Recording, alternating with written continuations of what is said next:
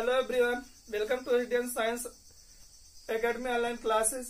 आज हम आपको विज्ञान में फंडामेंटल चीजें जो आधार है, बेस चीजें हैं, उसी को बताएंगे। साइंस कहते किसे हैं, साइंस के अंतर्गत हम किसे पढ़ते हैं, इन्हीं चीजों का चर्चा यहाँ पे किया जाएगा।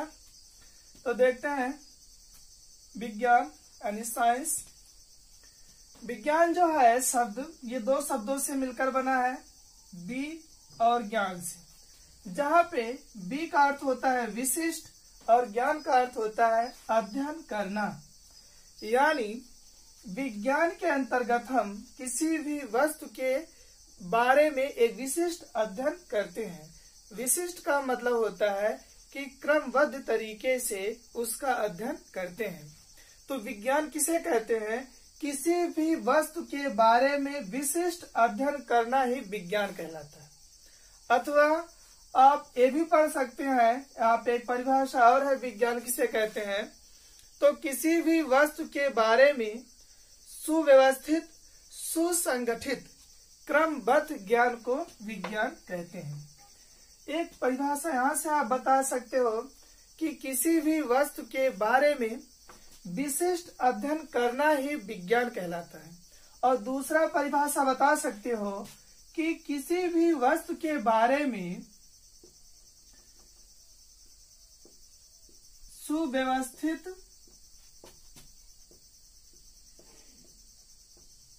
सुसंगठित, क्रमबद्ध ज्ञान, किसी भी वस्तु के बारे में सुव्यवस्थित, सुसंगठित, क्रमबद्ध ज्ञान को विज्ञान कहते हैं। तो यानी विज्ञान के अंतर्गत हम पूरे ब्रह्मांड में जितनी भी वस्तुएं होती हैं, उन सभी वस्तुओं के संगठन, गुण तथा उनमें होने वाले परिवर्तनों का अध्ययन क्रमबद्ध तरीके से करते हैं। तो यहाँ पे हम आप देखते हैं कि विज्ञान के अंतर्गत हम ब्रह्मांड की सभी वस्तुओं का, यहाँ तक कि पदार्थ एवं ऊर्जा यानी द्रव्य एवं ऊर्जा दोनों का अध्ययन करते हैं। तो जितनी भी वस्तुएं पूरे ब्रह्मांड में विद्यमान है, वो सभी वस्तुएं जो होती हैं परमाणुओं से बनी होती हैं।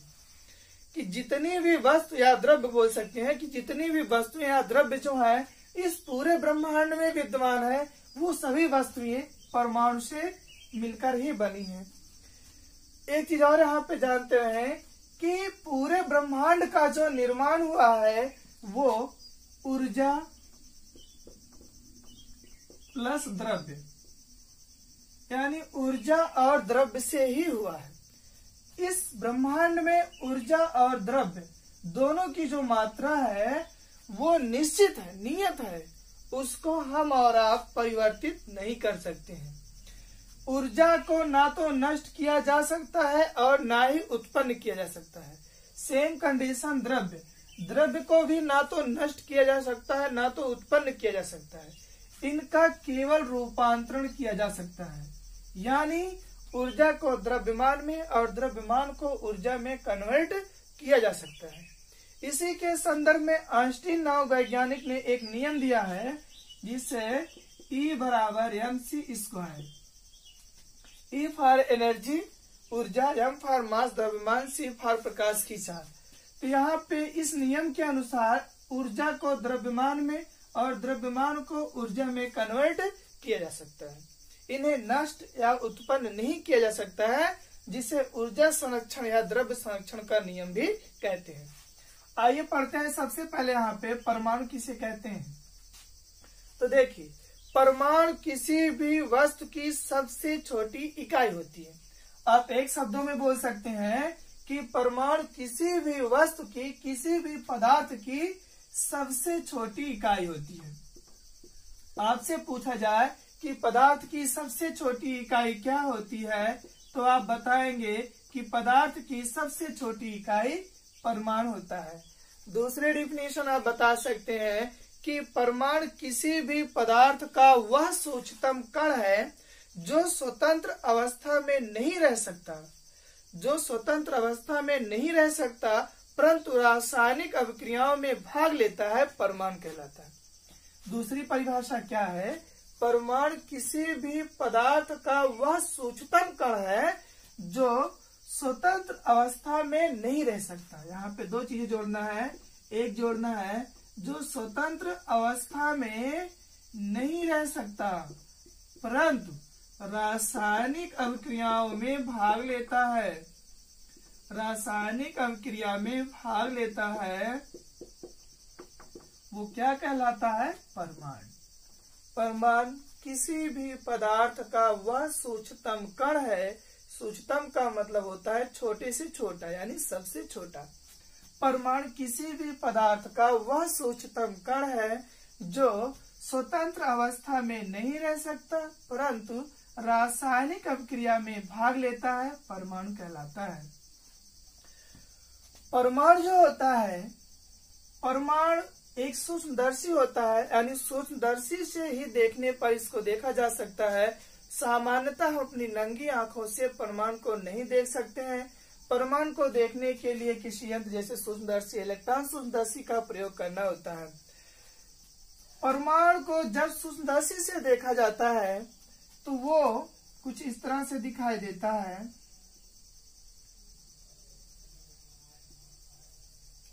परमाणु को सूक्ष्मदर्शी से देखने पर उसके दो भाग दिखाई देते हैं। एक जो बीच का भाग होता है, ये भाग ठोस होता है जिसे नाभिक कहते हैं, और इसके चारों ओर का जो क्षेत्र होता है इसे कक्षा कहते हैं या सेल बोल सकते हैं, कक्ष कहते हैं। जो नाभिक होता है, नाभिक में दो तत्व पाए जाते हैं,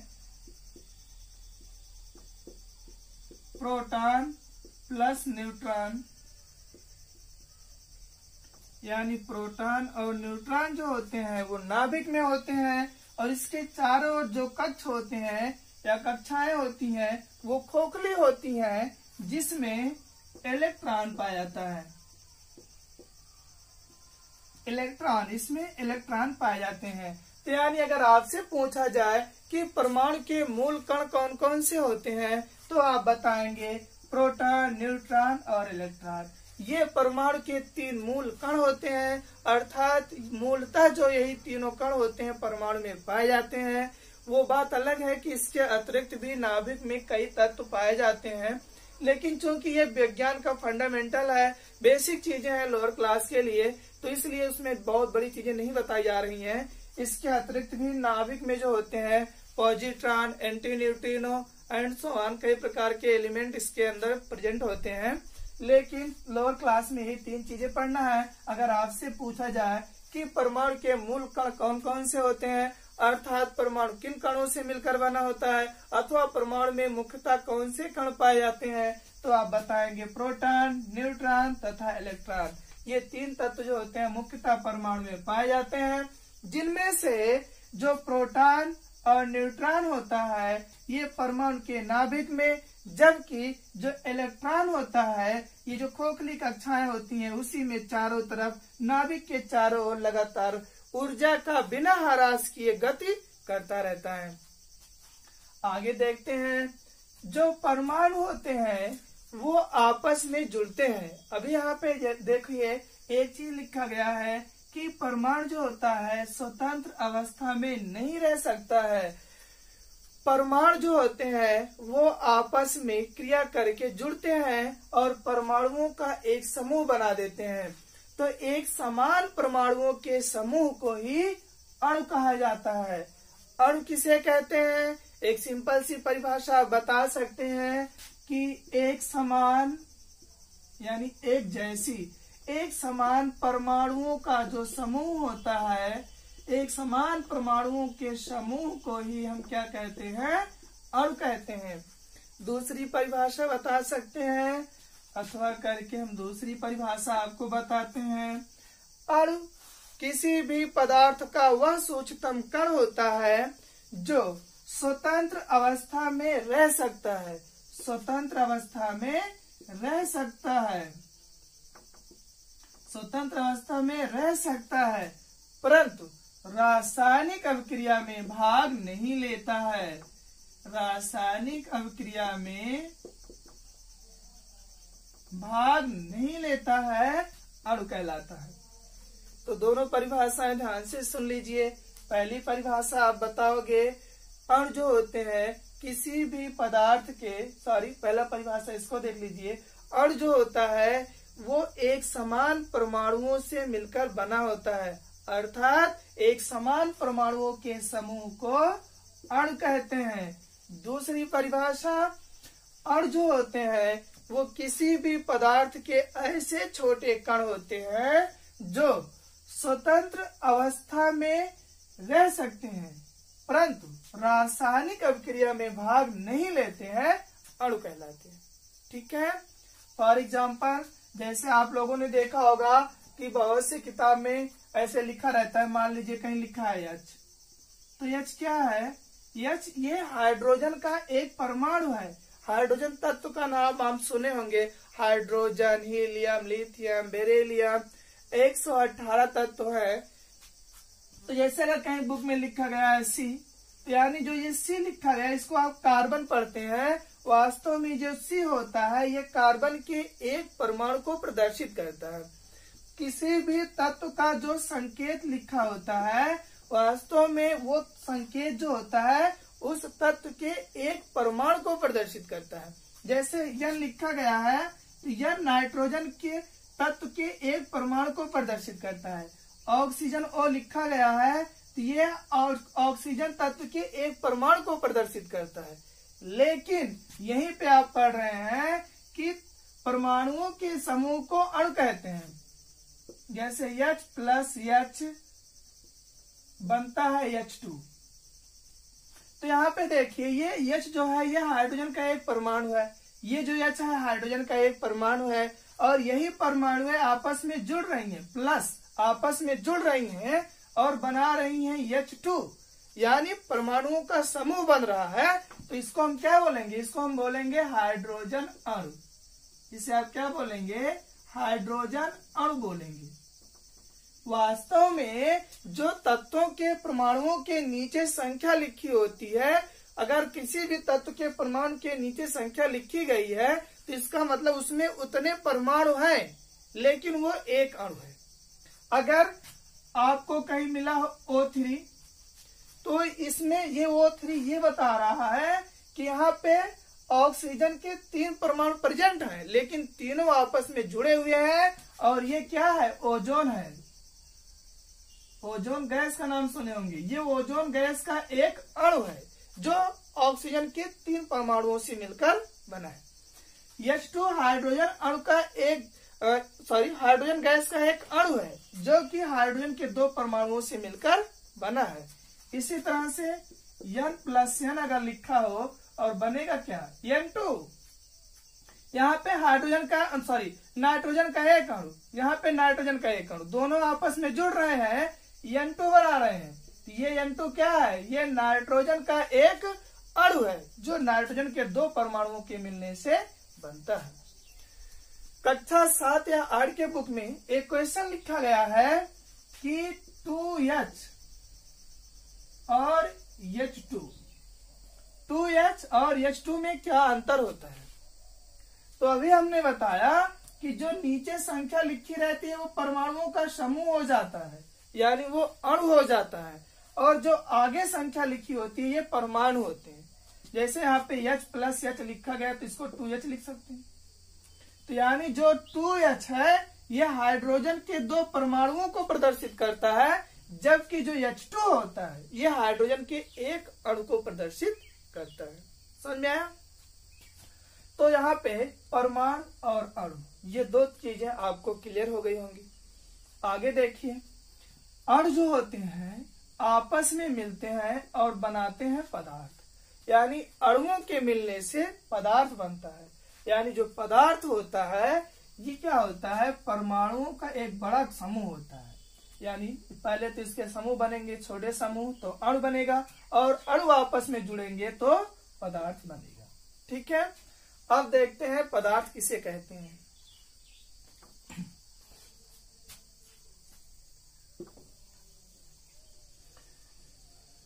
तो देखिए पदार्थ किसे कहते हैं? पदार्थ या द्रव्य उसको बोलते हैं हिंदी में। आप चाहे पदार्थ बोलिए या द्रव्य बोलिए, इंग्लिश में इसको मैटर कहते हैं। तो देखिए पदार्थ किसे कहते हैं।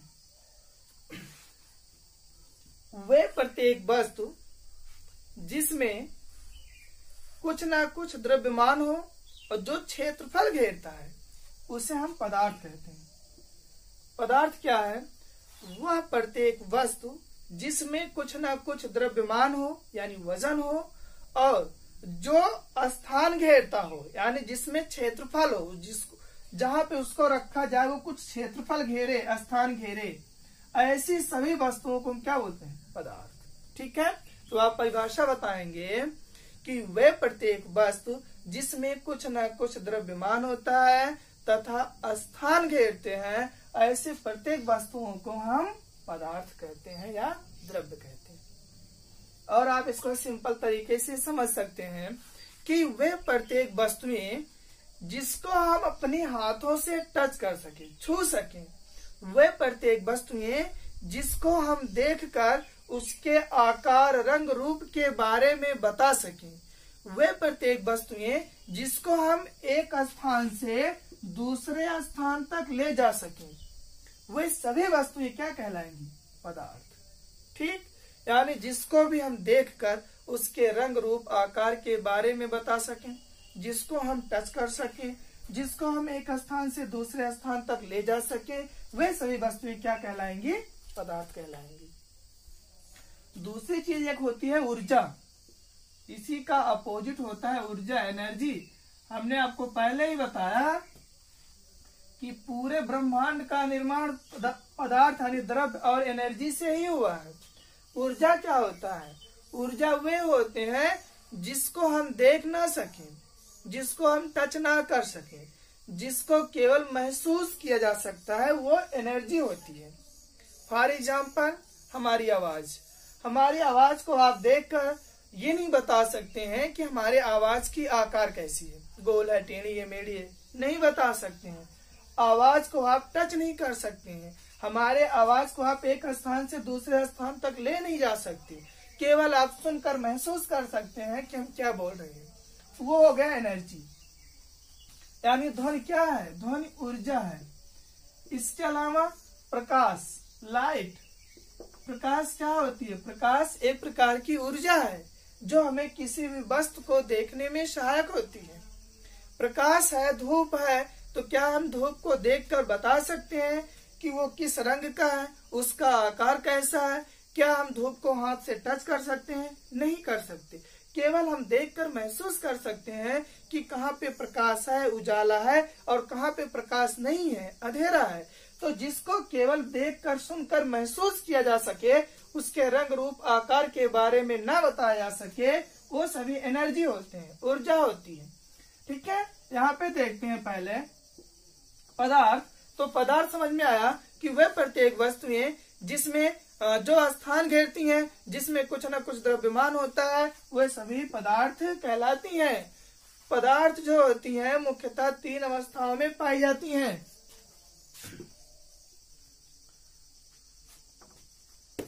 पदार्थ जो होते हैं मुख्यतः 3 अवस्थाओं में पाए जाते हैं। वैसे अब तो पदार्थ की 5 अवस्थाएं होती हैं, 5 अवस्थाएं पढ़ाया जाता है, लेकिन लोअर क्लास में 8 तक अभी भी 3 अवस्थाएं ही पढ़ाया जाता है, ठोस, द्रव और गैस। इसके अलावा जो प्लाज्मा अवस्था है और एक जो आइंस्टीन का उसको बोलते हैं, एक वैज्ञानिक है, उन्होंने उसका खोज करा था, उन्हीं के नाम के आधार पर उसका पढ़ा है, याद नहीं है, वो 5वीं अवस्था होती है। लेकिन यहाँ पे जो पढ़ना है वो यही 3 अवस्थाएं पढ़ना है, ठोस, द्रव और गैस। ठोस को इंग्लिश में बोलते हैं सॉलिड, गैस को गैस ही कहते हैं, द्रव लिक्विड और गैस। ये जो तीनों अवस्थाएं होती हैं पदार्थ की, इसमें ठोस किसे कहते हैं, द्रव किसे कहते हैं, गैस किसे कहते हैं, इन चीजों को देखते हैं। देखिए, ठोस पदार्थ की वह भौतिक अवस्था जिसका आकार एवं आयतन दोनों ही क्या हो, दोनों ही निश्चित हो।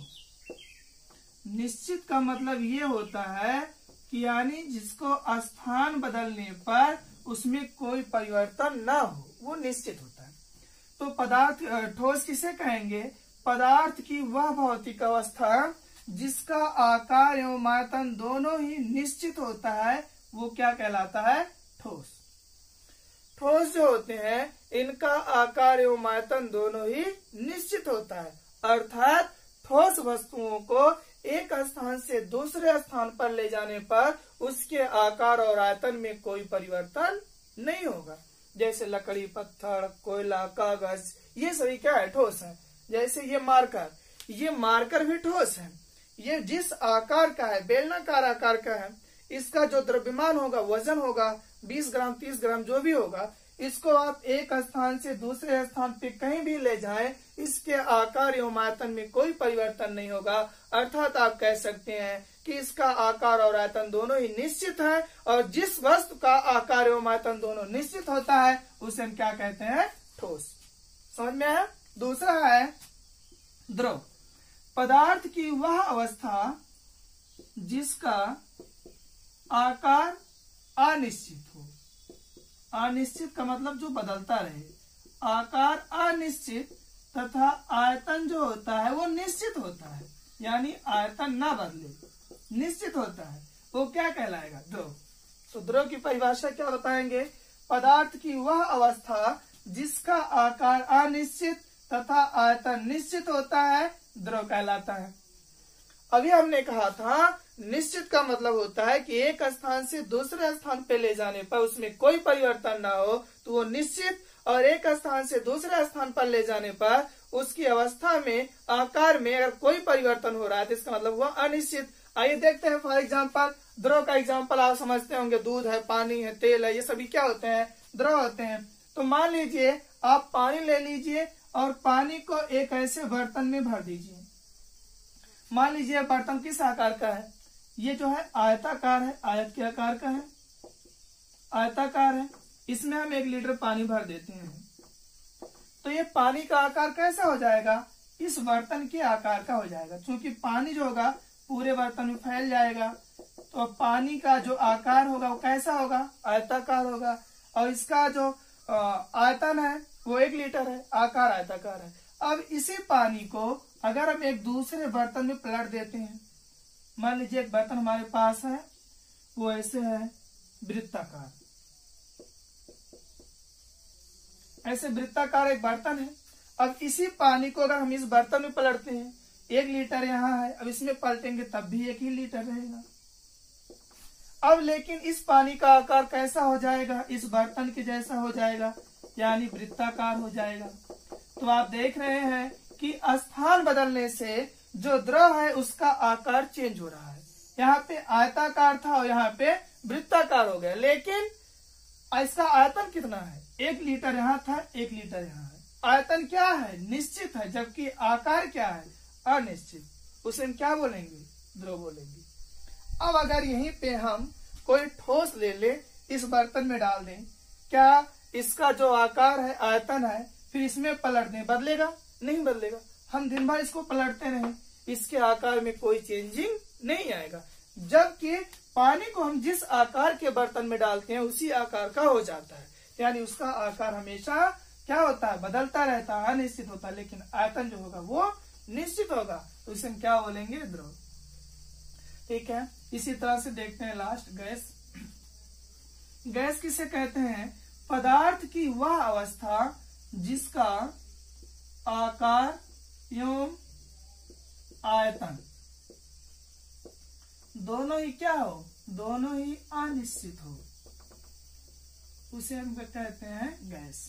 गैस पदार्थ की वह भौतिक अवस्था जिसका आकार एवं आयतन दोनों ही क्या होते हैं? अनिश्चित हो, वो हम कहेंगे गैस। फॉर एग्जाम्पल, जैसे मान लीजिए जो घर पे हम रसोई में यूज करते हैं, एलपीजी गैस होती है।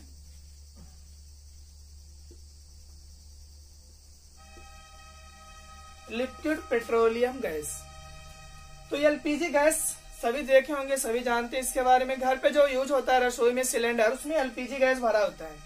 अब उस सिलेंडर को आप ऐसे हिलाएंगे तो देखेंगे पानी की तरह छलकता हुआ महसूस होता है।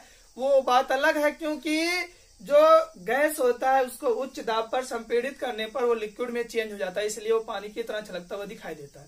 लेकिन क्या अगर हम उस सिलेंडर के वाल्व को ऊपर से दबाएं तो उसमें से गैस निकलती है, तो क्या वो गैस दिखाई देती है?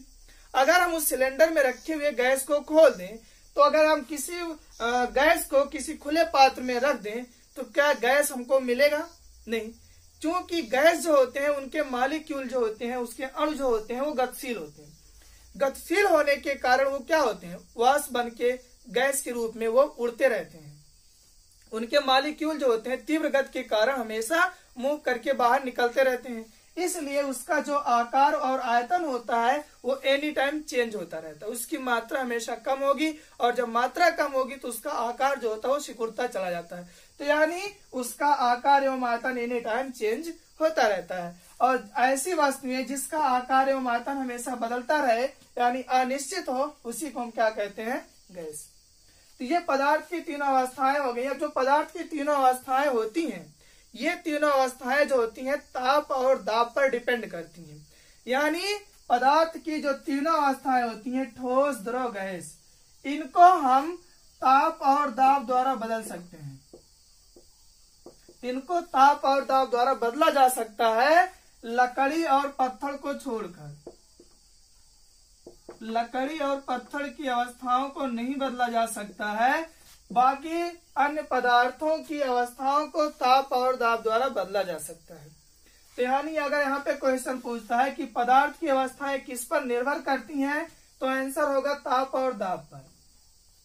लकड़ी और पत्थर की अवस्था को नहीं बदल सकते हैं, कैसे देख लेते हैं। मान लीजिए लकड़ी है, लकड़ी किस अवस्था में है, ठोस अवस्था में है। अगर हम ताप इसका बढ़ा दें, लकड़ी को जला दें, ताप अगर बढ़ाएंगे जल जाएगा, लकड़ी जलेगा तो राख बन जाएगा। अब जो राख है ये किस अवस्था में, ये भी ठोस अवस्था में है, तो यानी ताप का इस पे कोई प्रभाव नहीं पड़ेगा। अगर हम जला के राख बना देंगे तब भी ठोस है, लकड़ी है तब भी ठोस है। और क्या कर सकते हैं, लकड़ी का ताप बढ़ा सकते हैं। लकड़ी को आप दाब बढ़ा के यानी पीस कर पाउडर बना दोगे, यानी बुरादा बना दोगे, तब भी क्या होगा, ठोस अवस्था में होगा। यानी इसकी अवस्था में कोई चेंजिंग नहीं होगा। सेम कंडीशन पत्थर में होता है। पत्थर को ना तो जलाया जा सकता है और पीस कर उसको दबा कर उसको पीस कर पाउडर बनाया जा सकता है, लेकिन पाउडर होगा तब भी ठोस होगा, पत्थर होगा तब भी ठोस होगा। यानी इसकी अवस्थाओं को बदला नहीं जा सकता है। बाकी सभी पदार्थों की अवस्थाओं को ताप और दाब द्वारा बदला जा सकता है। फॉर एग्जाम्पल हम समझ लेते हैं लोहा। लोहा जो होता है वो ठोस अवस्था में होता है, लेकिन लोहे को अगर हम 250 सेल्सियस टेम्परेचर पे गर्म करते हैं तो वो पिघल जाता है और द्रव में कन्वर्ट हो जाता है। तो आगे आपको ये बताया जाएगा कि जो पदार्थ की अवस्थाएं होती हैं, जब उसको ताप और दाब द्वारा एक अवस्था से दूसरी अवस्था में कन्वर्ट किया जाता है तो उस प्रक्रिया को हम क्या कहते हैं। जैसे आप लोगों ने सुना होगा क्वथनांक, बॉइलिंग पॉइंट, गलनांक, हिमांक, हिमीकरण, वाष्पन, ये जो सारी प्रक्रियाएं होती हैं वो सभी प्रक्रियाओं में जो पदार्थ होती है उनकी अवस्थाएं चेंज होती हैं और उसी को एक नाम दिया गया है। तो आगे उसको हम नेक्स्ट वीडियो में देखेंगे।